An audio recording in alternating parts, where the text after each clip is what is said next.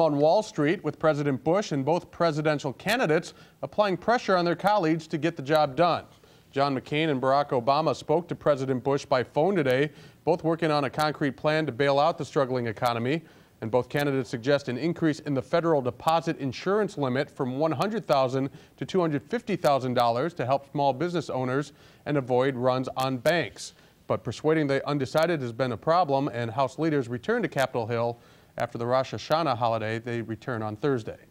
And now joining us live in the studio is Congressman Don Manzullo, who was one of the lawmakers who did turn down the bailout plan yesterday, and it's great to have you here. Well, I didn't really want to be here. I belong in Washington. Right. The Speaker should have kept us in 24/7 with sleeping cots to get this worked out, because we have a very, very serious problem. So the markets obviously rallied today, a huge rally, a record rally today. Does that mean that you guys, are those who voted no, did the right thing? Are they confident in what you did? What I did was to join 95 Democrats and 135 Republicans in saying we could not vote for a bill as to which we were given no alternatives. This bill created a Secretary of Treasury with unprecedented powers. First of all, I did not want to have any powers checked by the courts or administrative agencies. We got that out of it. But it would bail out bad mortgages, credit card debts, and automobile debts. I mean, that was added into the fine language that people could not see.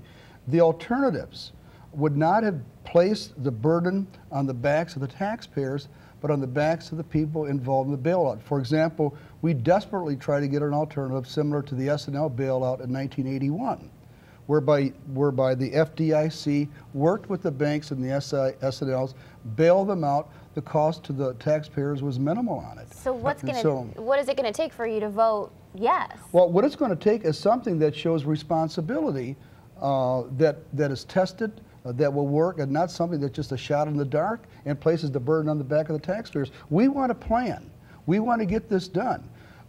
The Illinois delegation split 9-9. The Democrats split on this thing. 4 of the 9 Democrats voted no on it because they're just upset with the fact that it does not include the basic reforms, and this plan would place $700 billion in the hands of the very people that made the mistakes and trust them to bail us out. That's not the way to do it. I heard one Missouri representative received 1,000 letters, and it was about 6-1 against the plan. So especially with the election 5 weeks away, do you think that has any bearing on how some people voted? The fact that their constituents are saying they're against the plan, and with the election coming so soon, listening to the constituents? Well, constituents want a plan that works, not that one that assesses a $700 billion debt on their backs when they've had nothing to do to bring about this problem.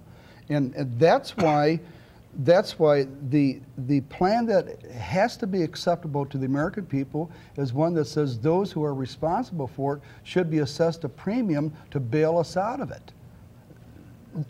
You know, it's not that difficult to come up with something like that. But just to say we're going to give the Secretary of Treasury $700 billion, and he can go out and place it wherever he wants, that's risky. So do you think no action should be taken at all as far as bailing out? Some members of Congress think that no action should be taken, and that's why the market went up. I think that we can take actions. First of all, we have to stop the problem of selling houses to people that can't even make the down payment. The second thing we have to do is all these exotic debt instruments that have gone unregulated and have showed up on the books of different banks that are bringing them down. We have to be able to say, look at, what is the reasonable value of a group of mortgages that you have? Is it 0, which is the SEC and the regulators say it is, or does it have a reasonable value? The reasonable value is worth at least the value of the reduced value of the homes themselves. So overnight, we've been urging the head of the SEC, Chris Cox, to sign a document that will waive a certain type of accounting requirement so that the books will adequately reflect the value of these homes. That'll create billions of dollars of capital within the market and cost the taxpayers 0. At least give us the opportunity to represent the taxpayers to get them off Well, we off the hook of paying all this kind of money. On that note, you can tell I'm excited about it. Yeah, I tell you what, we thank you for coming. We hope you have a short trip back to the state line and get back to Washington. Well, I got to go back tomorrow. All right, well, very good. Well, thanks for your time, Congressman Don Manzullo. And we did speak to Manzullo's challenger Green Party candidate Scott Summers to get his thoughts on the failed plan, and Summers says he too would have voted against it. He adds that it did not have enough consumer protection. However, Summers says this isn't the time to panic, and he has faith in Congress that they will reach a plan that is beneficial for all Americans. And taking the politics out of the bailout debate, Amcor Bank Investment Officer Craig Holmes stopped by the Morning Blend to talk with Aaron Wilson about the credit crunch. Yeah, Aaron asked Holmes how the credit crunch on Wall Street will affect business owners on State Street, and according to Holmes, it would affect them more than one might think. If a business, especially an